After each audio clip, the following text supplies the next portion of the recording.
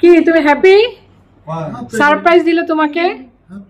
Happy, always happy. মানিক ময়না আসলে খুশি। আমরা সাথে কে আছে খুশি দেখি? আমি নাকি মানিকে? সাফা আসলে খুশি তো। আল্লাহ, সাফা কত টেক কেয়ার করে, তারপর সাফা আসলে নাকি খুশি। খালু আমার নাম দিতে তাকওয়া। তাকওয়া এর জন্য আমরা আজকে দু হাত ভরে দিয়ে এসেছি। এক হাত ভরে কখন আনো? অলওয়েজ দু হাত ভরে। আজকে আছে আলহামদুলিল্লাহ। আল্লাহ, এই আপনাদের নিয়ে আসছি। আমি আবার হ্যাঁ, বাসায় বসে বসে তো খাবার একটা না একটা লাগেই। ওরে আল্লাহ, কেক বিস্কিট নিয়ে আসছি, তারপরে কেক নিয়ে আসছি। আপনার জন্য কেক নিয়ে আসছি, ডিপে রাখবেন, আরামসে খাবেন। আবার শেষ হলে বলবেন। ফ্যাক্টরি রেডি আছে না? হ্যাঁ ইনশাআল্লাহ ইনশাআল্লাহ। বাটাবর নিয়ে আসছি। হ্যাঁ, দুলাভাই তো এখন বাসায় বন্দি, এনে আর শালিকে খাওয়াইতে পারে না, শালিয়ে নিয়ে আসছে। বেশ, ফ্রেশ বাটাবর নিয়ে আসছি। বলে সব আপনার জন্য এতগুলো আসছে? না, সাথে আপা ও, সাথে আপা একটু খাবে। আপাকে একটু একটু দরকার নেই দেওয়ার, আপারে না দিলে কেউ বুঝবে না শরীর স্বাস্থ্য দেখে। স্বাস্থ্য বলে কথা না, খাবার তো খেতে হবে। একটু টেস্ট করে দেখো কোনটা ভালো। মাশাআল্লাহ। দুধটা কই? দোকানে ফ্রেশ মিল্ক নিয়ে আসছে, ফ্রেশ মিল্ক, গরম গরম সামোচা। কত খাবা? কত খাবেন? নাস্তা খেয়ে ঘুমাইছে। আপনি টিফিন করবেন না লাঞ্চ করবেন? টিফিনের পর লাঞ্চ হবে, লাঞ্চটা একটু দেরি করে করতে হবে। ও বিসমিল্লাহ বলো, বিসমিল্লাহ। এটা আগে দেখেন না আমি কত কিছু আনছি আপনাদের। লেবু লেবু নিয়ে আসছি, তারপর তোমার জন্য ডাটা নিয়ে আসছি। ডাটা কেটে নিয়ে আসছে। এই যে এইগুলোই তো সুবিধা, রেডি রান্না করতে ইজি। তারপরে তোমার জিরা কত কষ্ট করে কেটে বেছে নিয়ে আসছে জিরা পাউডার। এটা আবার কি? এটা হলো দুপুরবেলা খিচুড়ি, মোরগ খিচুড়ি, মোরগ পোলাও মানে খিচুড়ি। মোরগ খিচুড়ি নিয়ে আসছি। মাশাআল্লাহ। দুধ পাও নাই তুমি আমার হাত থেকে? দুধটা জিরা নিয়ে আসছি, ডাটা নিয়ে আসছি, ডাটার শাক, লেবু নিয়ে আসছি, অনেক লেবু নিয়ে আসছি, অনেক অনেক। সারাদিন জামাই মিলে খালি লেবু লেবু খাওয়া, শরবত খাওয়া। ভিটামিন সির অভাব যাতে না হয়। ময়না থাকলে সির অভাব হবে না। এই খাঁটি গরুর দুধ ফ্রেশ গরুর দুধ। ওরে আল্লাহ, মাশাআল্লাহ। থ্যাংক ইউ বলো। Thank you. ওরা হাতে ধরাই দিছে।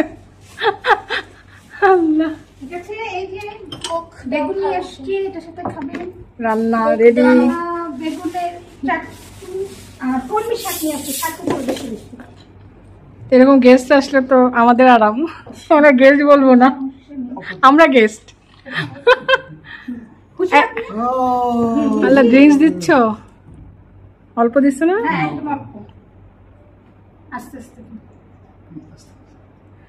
মাশাআল্লাহ, থ্যাংক ইউ। মাশাআল্লাহ। তো তোমার মামি রাখছে। হ্যাঁ কি? তো তোমার মামি রাখছে। মামি মানে এর জন্য তোমার খালামুনি ডাকছে মানে। ও আমি, হ্যাঁ এই তো নিয়ে আসলে তো প্রতিদিনই ডাকবো। আল্লাহ, তোমাকে দেখতে আসে। গত 4 মাস থেকে তো আসতেছে, করতেছে, চলতেছে। মাশাআল্লাহ, স্পাইক করেছে।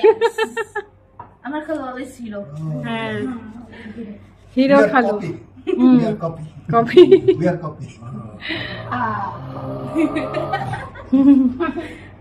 খুশি। খাও, নিজে ধরে খাও। আর কত বেবিদের মতো খাওয়াবো? বড় সুযোগ পাইছি, একটু নিয়ে নি। আল্লাহ, thank you for watching my video. ইনশাআল্লাহ করবো, ইনশাআল্লাহ। হ্যাঁ দাও দাও, গরম গরম সমুচা নিয়ে আসুন। Thank you. সবাই খাও, সবাই। সাফা খাও, ময়না খাও। হ্যাঁ খাবার, আপনি খান। হ্যালো এভরিওয়ান, আসসালামু আলাইকুম। আমি আপনাদের সঙ্গে আছি মুনিরা নওরিন। আশা করছি আপনারা সবাই অনেক অনেক ভালো আছেন। আমরা আলহামদুলিল্লাহ মোটামুটি ভালো আছি। আপনাদের ভাইয়ের থেরাপি চলছে, প্রায় 3 মাস হয়ে গেছে। আমরা বাসায় আছি, বাসা থেকে হাসপাতাল থেকে বাসায়। এর মধ্যে আমি তোমার বিরহ রহিব বিলীন, তোমাতে করিব বাস।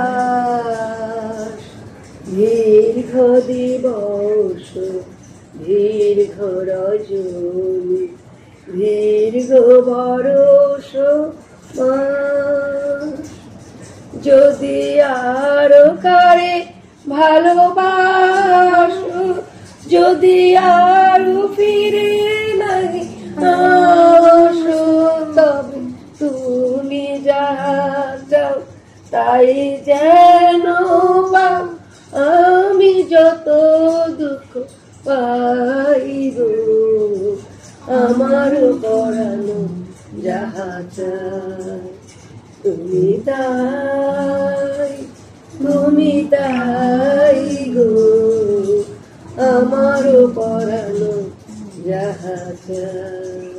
মাশাআল্লাহ, এটা হলো মুসার পক্ষ থেকে তোমার। অনেক সুন্দর, অনেক সুন্দর। থ্যাংক ইউ বলো। মুসার গানটা মনের কথাগুলো তোমাকে বলে দিলাম। আলহামদুলিল্লাহ, অনেক সুন্দর, অনেক সুন্দর।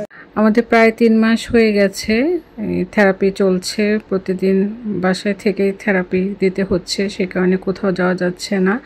ডক্টরের ফলো আপ থাকলে জাস্ট ডক্টরের কাছে যাওয়া হয়, তারপর বাসায় থাকা হয়। আর আমাদের ভাবি, আমার যা ডিস্কো ভাবি, আপনারা অনেকেই চেনেন, ফরিদা ইয়াসমিন ভাবি, ওনাকে আমরা ডিস্কো ভাবি বলেই ডাকি, এই নামে আমার ব্লগে পরিচিত। তো ভাবি আমাদের মেন্টাল সাপোর্টের জন্য, মুসাকে খুশি করার জন্য প্রায় চলে আসেন, এসে অনেক মজার গল্প করেন। তার পাশে তো ভাবি যে সুরেলা কণ্ঠের গান আমরা শুনি, ভাবি মানে এত সুন্দর গান গায়, মানে উপস্থিত গানগুলো ভাবি একদম খুব সুন্দর করে গাইতে পারেন। তো ভাবি আসলে আমাদের কাছে অনেক ভালো লাগে। তো ভাবিও হুটহাট করে চলে আসে, চলে যায়। তার মাঝে আমার বোন তো আছেই, সে আমার এখানে বেশিরভাগ সময় থাকছে, আমাকে সাপোর্ট দিচ্ছে। তারপর মাঝে মাঝে গিয়ে ওর হাজব্যান্ডকে রান্না করে দিয়ে আসে। আর ওর হাজব্যান্ডের কথা কি বলবো, সপ্তাহে একদিন ছুটি পায়, সেই শুক্রবারটা আমাদের এখানে চলে আসে, মুসার সঙ্গে সুন্দরভাবে সময় কাটায়। আমাদের সঙ্গে আমার বোনেরও রেস্ট নেই, তার পাশাপাশি ওর হাজব্যান্ডও সপ্তাহে একদিন ছুটি, সেই ছুটিটাও মুসার সঙ্গেই থাকে। সে ওইভাবে প্রপার রেস্টও নিতে পারে না। এভাবেই আমাদের জীবন চলছে। আমার ছোট বোন যখন আমাদের বাসায় আসে, অনেক ধরনের রান্নাবান্না করে নিয়ে আসে। তারপর এখানে থাকলে তো ও সব কিছু করে, আমাকে কিছু করতে দেয় না। আর ওর হাজব্যান্ড যখনই আমাদের বাসায় আসবে, মুসার জন্য কিছু না কিছু নিয়ে আসবে, কারণ ও মানে এত খুশি হয় যে কেউ কিছু নিয়ে আসলে দেখা যায় অনেক খুশি হয়, যে একদম বাচ্চাদের মতো সবসময় ওই সবার খেয়াল রাখতো, কে কী খাবে, কার কী লাগবে। এখন সে অপেক্ষায় বসে থাকে, কেউ কিছু আনবে, সে খাবে। তো এই ব্যাপারগুলো আমাদের কাছে এতটাই খারাপ লাগতো যে বলে আপনাদেরকে বোঝাতে পারবো না। প্রতি মুহূর্তে কান্না ভেঙে পড়তাম।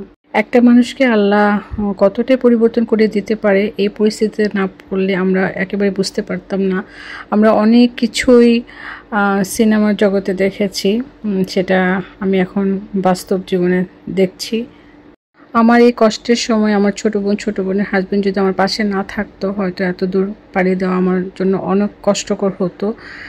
আমার ছোট বোনের হাজব্যান্ড সেই শুক্রবারে চলে আসতো, যে ফুলফিল আমাকে রেস্ট দেওয়ার জন্য বলতো, যে আমি গেলে দুলাভাই সব কিছু করলে আপা রেস্ট পাবে। ও এসে শেভ করাবে, গোসল করাবে, ড্রেস পরাবে, তারপর হাঁটাবে, মানে ওর কোনো রেস্ট হতো না। এইভাবে কিন্তু 4টা মাস সে প্রতি শুক্রবারেই চলে আসে আমাদের বাসায়, এসে সারাক্ষণ আপনাদের ভাইয়ের সঙ্গে সময় দেয়। তার পাশাপাশি আমাদের থেরাপির ভাই শহীদুল্লাহ ভাই, উনি অনেক ভালো মনের মানুষ। আপনাদের ভাইয়াকে এত সুন্দর করে মনোযোগ সহকারে, মানে একদম আদর করে করে থেরাপি দিত, যেহেতু ও তো সব থেরাপিগুলো করতে চাইতো না, কারণ থেরাপি কিন্তু অনেক কষ্ট। সেই কারণে তাকে মানে সুন্দর করে বুঝিয়ে শুনিয়ে থেরাপি দিত, সেটা আমার কাছে অনেক ভালো লাগতো। মানে ভাবতাম যে সব কিছু আল্লাহর রহমত, পাশে বোন আছে, তারপর থেরাপির ভাইটাকেও এত ভালো পেয়ে গেলাম। তা আসলে সবার সহানুভূতি সহযোগিতা না থাকলে হয়তো এত দূর পাড়ি দেওয়াটা আমার জন্য খুবই কষ্টকর হয়ে যেত।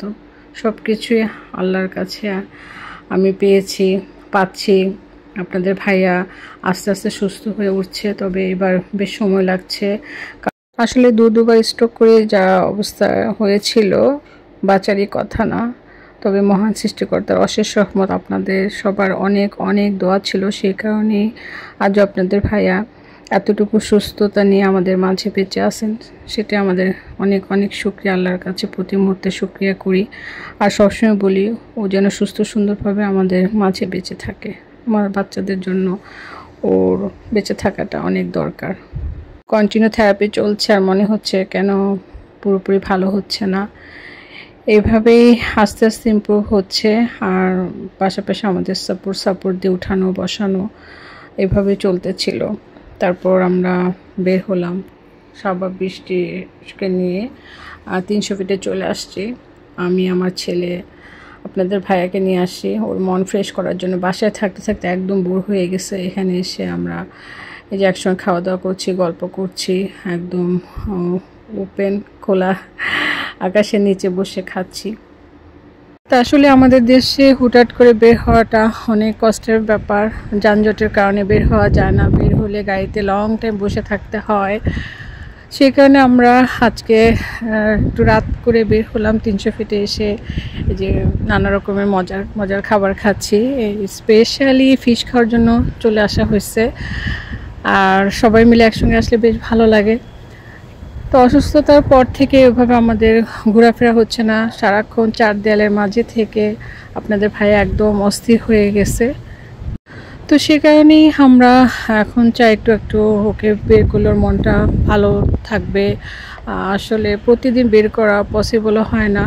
আর বিকেলবেলা একটু বের করব, সে সময় দেখা যায় থেরাপি দিতে হয়। আর সন্ধ্যাবেলায় তো এত যানজট থাকে যে কোথাও গেলে বাসে ব্যাক করতে করতে টায়ার্ড হয়ে যায়, আর বেশি সময় বসেও থাকতে পারে না। যে মানুষটা সারাক্ষণ দৌড়াদৌড়ির মাঝে থাকতো, একটুকু বাসায় থাকতো না, সে মানুষটা এখন সারাক্ষণ সেই 4 দেয়ালের মাঝেই বসবাস করতেছে। তার সঙ্গে আমারও ঘোরাফেরা ওরকমভাবে হচ্ছে না। ও ঘুরতো, ওর পাশে আমিও ঘুরতাম। বাচ্চারা যেহেতু দূরে থাকে বাংলাদেশে, আমি আর ও একাই থাকতাম। সেই কারণে যে কোনো জায়গায় যে কোনো মুহূর্তে চলে যেতাম, ঘুরে বেড়াতাম। সেগুলো তো আপনাদের সঙ্গে শেয়ার করেছি। এই আর কি। তারপর দিন আপনাদের ভাইয়া বলতেছে যে আমি আমার ক্লাবে স্যালুনে গিয়ে চুল কাটবো। তো নর্মালি আমরা বনশ্রীতে অনেক ভালো স্যালুনে নিয়ে গিয়েছি, ওর একদম ভালো লাগে না। ও বলতেছে আমার এখানে স্যালুনগুলো ভালো লাগে না, আমি আমার ক্লাবের স্যালুনে যে সব কিছু সে ওখানে গিয়ে করবে, নেল কাটবে, চুল কাটবে, বলে যে আমার ওখানে ভালো লাগে। আসলে সবসময় ও ওখানেই সব কিছু করতো, সেই কারণে ওর বেশি পছন্দ। আমরা ওখানে নিয়ে চুল কাটায় নিয়ে আসছি। তারপরে এই তো আবার বাসায় এই একই কাজ প্রতিদিন। থেরাপিটা নিয়মিত দিতেই হবে, যাই কিছু করি না কেন থেরাপিটা মেন ইম্পর্টেন্ট। থেরাপির উপরেই ওর ভালো হওয়াটা ডিপেন্ড করে। তারপর একদিন পর থেরাপি দেওয়া শুরু করলো। কন্টিনিউ 2.5 মাস থেরাপি দেওয়ার পর থেরাপির ভাই বলতেছিল যে এখন একদিন পর দিব। তো যেদিন থেরাপি থাকবে না সেদিনই আপনাদের ভাইয়াকে নিয়ে বের হয়ে যাওয়ার চেষ্টা করতাম, কোথাও না কোথাও নিয়ে যেতাম। তা আজকে যাচ্ছি আমার ছোটো বোনের বাসায়। আমার ছোটো বোন বলতেছিল যে সবসময় তো আমি আসি, দুলাভাইকে দেখি, এখন তোমরা আমার বাসায় চলে আসো, দুলাভাই একটু চেঞ্জ হবে, আমার বাসায় নিয়ে আসো, ঘুরে যাবে। তো সেই উদ্দেশ্যে আমরা বের হয়ে গেলাম ছোটো বোনের বাসায়। এতদিন আমার মা আমার ভাইয়ের বাসায় ছিল, আমার বোন যেহেতু আমার বাসায় আসা যাওয়া করতো। এখন আমার মা ছোটো বোনের বাসায় আসছে। আমার ছোট ছেলে দেখা করেনি নানুর সাথে, সে কারণে আমরা আজকে যাচ্ছি যে আমার মায়ের সঙ্গে দেখা করব। আমার মা তো আর আসতে পারে নাই। তারপর আমার ছোট ছেলেরা আদৌ নানুর সাথে দেখা করে নাই। সব মিলিয়ে আজকে ছোটো বোনের বাসায় যাচ্ছি। ছোটো বোনের বাসায় চলে আসছি, যদিও আস্তে আস্তে আমাদের একটু লেট হয়ে গিয়েছে। এসে সকালে নাস্তা করছি। আজকে শুক্রবার, জুম্মার দিন, আবার জুম্মার নামাজ পড়তে যাবে। আমার বোন সকালবেলায় চলে আসতে বলেছিল, যদিও এই রুগী নিয়ে রেডি হয়ে আসতে আসতে একটু লেট হয়ে গিয়েছে। তারপর আমরা এই যে আমার ছোট বোনের হাতে তৈরি মজার মজার নাস্তা করছি। আজ শুক্রবার, জুম্মার নামাজের সময় হয়ে যাচ্ছে। তো খাওয়া দাওয়ার পর আমার ছোট বোনের হাজব্যান্ড মানিক, আমার ছোট ছেলে রাত দুজনে মিলে নামাজ পড়তে গিয়েছে। এদিকে আমার মা নামাজ ছেড়ে ফেলছে। আমার বোন ময়না রান্না করছে, আমি ব্যালকনিতে এসে দেখছি আমাকে কোনো কিছুই করতে দেয় না। তো এইখানে আসলে আমি সবসময় ব্যালকনিতে আসি, আমার কাছে অনেক ভালো লাগে, খোলামেলা, এই পাশটা অনেক খোলা, সে কারণে অনেক সুন্দর বাতাস আসে, ব্যালকনিতে আসলে বেশ ভালো লাগে। তো এদিকে আপনাদের ভাইয়া ঘুমাচ্ছে, ওর প্রথম ইচ্ছে ছিল যে মসজিদে যাবে, তারপর দেখে ও ক্লান্ত হয়ে পড়েছে। তো বললাম যে ঠিক আছে, তুমি শুয়ে রেস্ট নাও। তা আসলে ও অনেকটা দুর্বল হয়ে গেছে, সেই কারণে এনার্জিও পায় না। এই খাওয়া দাওয়ার পর দেখা যায় অস্থির হয়ে যায় কখন শুবে। তো অল্প খেয়েই সে এতটা অস্থির হয়ে যায়, সঙ্গে সঙ্গে শুয়ে যেতে চায়। সবসময় বলি যে খাওয়া দাওয়ার পর একটু হাঁটাচলা করো, তবে একেবারেই পারে না। খাবারের পরপরই সে আগে শোয়ার জন্য অস্থির হয়ে থাকে। আসসালামু আলাইকুম, জুম্মা মুবারক। এটা কি? কোকা স্প্রাইট, ঠিক আছে। ঠান্ডা আনছো? ঠান্ডা হলে ঠিক আছে। ময়নান্টি নিয়ে আসছে ছোট ছোট গুলা, একদম ডিপে ঢুকে রাখছে। গরম বাইরে?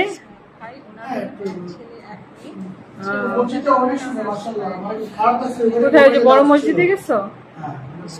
হ্যাঁ, আচ্ছা আচ্ছা।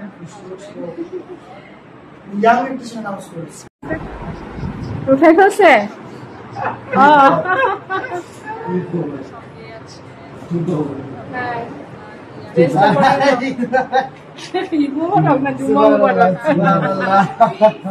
আরে মনে দুঃখ, জুম্মা নামে যেতে পারে না। ইনশাআল্লাহ যেতে পারবো।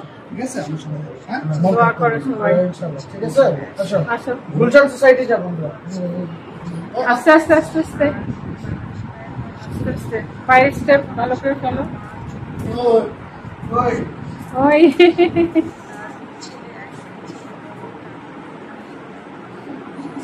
ফতুয়াটা পড়ায় দাও।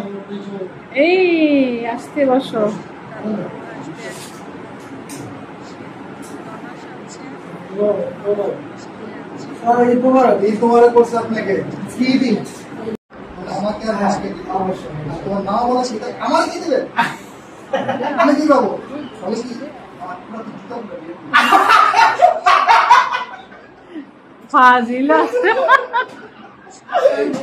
বোনের বাসায় এসে মনটা ফুরফুরে লাগছে, একদম কোনো কিছুই করতে হয় না। তো আমার ছোট বোন মানে আমাকে একদম কোনো কিছু করতে দেবে না, বলবে যে তুমি বসে থাকো, আর সবসময় বলবে যে তুমি তো রেস্টই পাও না, রেস্ট নাও। আর এদিকে ওর হাজব্যান্ড তো আছেই, যে আপা কীভাবে রেস্টে থাকবে। এই বাসায় আসি বা আমার বাসায় যায়, তখনই মানিক সমস্ত দায়িত্ব নিয়ে নেয়, আমাকে কিছুই করতে দেয় না। নর্মালি তো আমারই সব কিছু করতে হয়, সেটা ওরা বুঝে, বলে যে আপা রেস্ট নেই, আমরা যখন পারি আমি কাছে থাকবো, তখন আপনি রেস্ট নেবেন। যখনই মানিক আমাদের বাসায় যাবে বা ওর বাসায় আসবো, ও আমাকে কোনো কিছু করতে দেয় না, দুলাভাই সব কিছুই ও একাই করে। তো আমার বোন তো সবসময় আমার পাশাপাশি আছে। তারপর ওর হাজব্যান্ড প্রতি শুক্রবারেই আমার বাসায় চলে যায়, আর এই শুক্রবারে আমি আসলাম। যখনই ওরা পাশে থাকবে তখন পুরো দায়িত্বটা ওরা দুজন নিয়ে নেয়। কিছু কাজ ময়না করে আর বাকি কাজগুলো মানিকই করে। এই যে আজকে আসলাম, একটা কাজও করতে দেয় নাই। দুলাভাইয়ের সমস্ত দায়িত্ব মানিক নিয়ে নিচ্ছে। আমার বোন রান্না করতেছে, আমাদের সবার জন্য রান্না করতেছে, মজা মজা রান্না করে। তা আসলে ও অনেক কষ্ট করে। আমার বাসায় গেলেও দেখা যায় আমাকে কিছুই করতে দেবে না, সব কাজগুলো ওই করতে চায়, বলে তুমি রেস্ট নাও, তোমার ঘুম হচ্ছে না, তুমি অসুস্থ হয়ে পড়বা।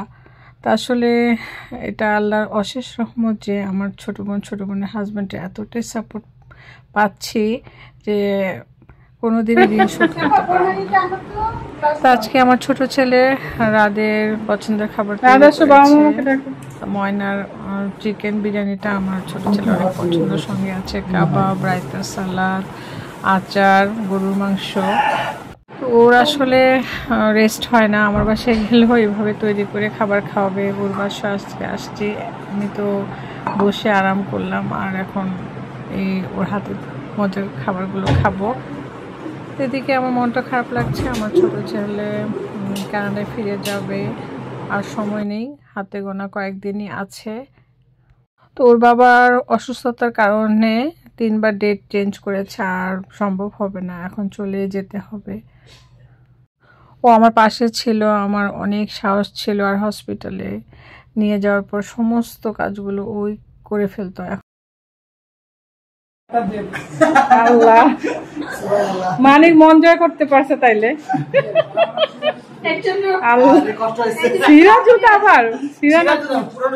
আচ্ছা আচ্ছা, তোমার পছন্দের চিকেন বিরিয়ানি রাত, আবার সাথে বোরহানি, তোমার প্রিয় এই যে বোরহানি, হ্যাঁ বসো, আর টিকি আর যে কাবাব। তো বলছে রাতের পছন্দ বোরহানি, সেই বোরহানিটা তৈরি করে ফেলছে ছটপট করে।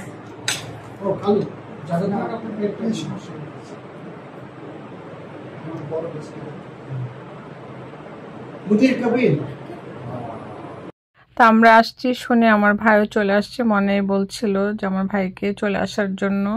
ও মনের বাসার কাছাকাছি থাকে, আসতে মাত্র 10 মিনিট লাগে। তা আমরা যখনই আসি আমার ভাই চলে আসে, তারপরে একসঙ্গে আমাদের খাওয়া দাওয়া হয়, গল্প হয়, তো বেশ ভালোই লাগে। মনের বাসায় আসলে আমাদের খুব সুন্দর সময় কাটে।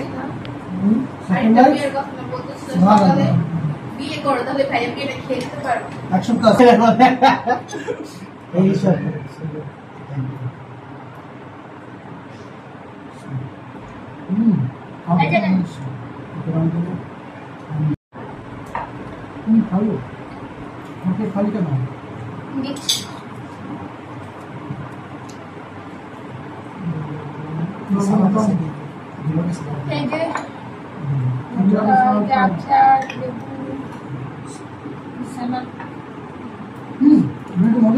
ছোট বোনের বাসা থেকে বিদায় নিয়ে চলে আসছি। তা আসলে আপনাদের ভাইয়া যখনই যেখানে বেড়াতে যাবে কিছু সময় থেকে আর থাকতে চায় না, তো চলে আসছি। পরদিন সকালবেলা আমরা একটু আড়ঙ্গে গিয়েছি, আমার ছেলে ক্যানাডায় ফিরে যাবে, সে কারণে ওর কিছু শপিং ছিল। তো ওর বাবাকে নিয়ে আমরা চলে আসছি। ওর বাবাকে বসিয়ে রেখে আমি আমার ছেলে দেখছিলাম, ও কিছু কেনাকাটা করবে, কিছু গিফট আইটেম কিনতে হবে। তো ও বসেছিল, সুন্দরভাবে বসেছিল, একদম নড়াচড়া করছিল না। তো আমরা ঘুরে ঘুরে দেখছিলাম আর বলছিলাম তুমি উঠবে না, যদি উঠো তাহলে পড়ে যাবে। ও সুন্দর চুপচাপ বসেছিল, তো আমরা ঘুরে ফিরে ওকে দেখাচ্ছিলাম যে তুমি কোনটা কিনবা, তোমার কাছে কোনটা ভালো লাগছে।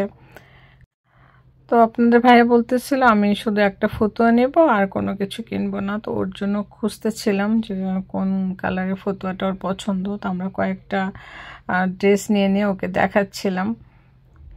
তো অবশেষে আপনাদের ভাইয়া একটা ফতুয়া পছন্দ করলো। তারপর আমার ছেলে অনেকগুলো ফতুয়া নিয়েছে ওর ফ্রেন্ডদেরকে গিফট করার জন্য।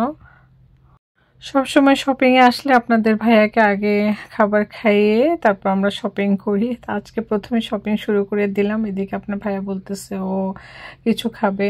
তো এখন একদম বাচ্চাদের মতো বের হলে বলবে যে আমি এটা খাবো সেটা খাবো, আমার ক্ষুধা লেগেছে। আপনাদের ভাইয়া মেয়ের জন্য ড্রেস খুঁজতেছে। তো আমি আমার ছেলেকে বলতেছিলাম দেখো মেয়ের জন্য ঠিকই ড্রেস খুঁজতেছে। তা আমরা যে নিচ্ছি না এখান থেকে, সে আমাদেরকে বলতেছে যে লাইবার জন্য ড্রেস কিনবা না। তা আমরা বললাম যে আমরা ওর জন্য আগে কিনে ফেলছি, আজকে আর কিনবো না। তারপর বলে যে না আমি একটু দেখি, বলেই দেখতেছিল। তো একসময় আমার কাছে আরও অনেক ভালো লাগতো। তো এখন এখানে ড্রেস তেমন একটা আমার কাছে ভালো লাগে না। তার পাশাপাশি আমার মেয়েও পছন্দ করে না। নর্মালি বিদেশে তো তেমন সালোয়ার কামিজ পরা হয় না, সবসময় তাদের এই ফতুয়া টি শার্ট এসবে পরা হয়। আর সেই কারণে কিছু ড্রেস দেখা যায় বুটিক্স থেকে পাঠিয়ে দিয়ে কোনো প্রোগ্রাম হলেই সালোয়ার কামিজ পরে, তাছাড়া কিন্তু দেখা যায় একেবারেই পরা হয় না। তো আমরা শপিং শেষ করে আড়ঙ্গের উপরে লায়ন স্কাই লাউঞ্জ এখানে চলে আসছি। আপনাদের ভাইয়ের অনেক ক্ষুধা লেগেছে, আর নর্মালি বের হলে ওকে আগে খাবার দিতে হবে। ও খাবার খেতে বেশি পছন্দ করে, যে বের হলাম একটু খাবো ঘুরবো। তো সেই ক্ষেত্রে তো আজকে একটু লেটই হয়ে গিয়েছে, প্রথম শপিং করেছে, তারপর এখন খেতে এসেছি। তো এখানে পরিবেশটা অনেক ভালো ছিল, একদম নিরিবিলি ছিল, বৃষ্টি হচ্ছিল, আমাদের বাইরে বসে খাওয়ার ইচ্ছে ছিল। তবে ইনডোরে ভালোই লাগছে, বৃষ্টি দেখছি, আর খাবার অর্ডার করেছি। আপনাদের ভাইয়ের যা যা পছন্দ সবগুলো খাবার আপনাদের ভাইয়ের পছন্দ অনুযায়ী করা হয়েছে। ছেলে চলে যাবে, আপনাদের ভাইয়ার মন খুব খারাপ, সঙ্গে আমারও মনটা ভীষণ খারাপ লাগছে। তো এতদিন খুব ভালো সময় কেটেছে, কষ্টের মাঝেও যখন ছেলে ছিল তখন সব কিছুতে একটা সাহস ছিল, মনের মধ্যে একটা মনোবল ছিল যে পাশে কেউ না কেউ আছে। 3 সন্তানের 2 সন্তানই কানাডায়, আর এই মেঝো ছেলে আসাতে আমার এতটাই সাপোর্ট হয়েছে, আমি অনেক মনোবল পেয়েছি। সবসময় মনে সাহস থাকতো যে কেউ পাশে না থাকলেও আমার ছেলে তো পাশে আছে। আসলে আমাদের ছেলেমেয়েরা যখন আমাদের পাশে থাকে তখন কিন্তু ভীষণ ভালো লাগে। প্রতিটা মা বাবাই চায় তার ছেলেমেয়েরা তাদের সঙ্গে থাকুক, কিন্তু জীবনের ব্যস্ততা, জীবনে ভালো থাকার জন্যই কিন্তু মা বাবারা ছেলেমেয়েদের দূরে পাঠিয়ে দেয়। তাদের সুন্দর ভবিষ্যতের জন্যই কিন্তু আমরা কষ্ট করি, সেটা যদি ছেলেমেয়েরা বুঝতে পারে তাহলে প্রতিটা মা বাবারই সার্থকতা। তাদের সুন্দর ভবিষ্যৎ, হাসি খুশি জীবন দেখার জন্যই কিন্তু প্রতিটা মা বাবা অপেক্ষায় থাকে। সবার ছেলেমেয়ের জন্য অনেক অনেক দোয়া রইল। আজকের মতো বিদায় নিয়ে নিচ্ছি, এখন ডিরেক্টলি বাসায় চলে যাব। অনেক ঘোরাঘুরি হয়েছে, আপনাদের ভাইও টায়ার্ড হয়ে গিয়েছে, বাসায় গিয়ে রেস্ট নেবে। তা আবারও দেখা হবে, কথা হবে নেক্সট ব্লগে। সবাই ভালো থাকবেন, আমাদের জন্য অনেক অনেক দোয়া করবেন। আল্লাহ হাফেজ।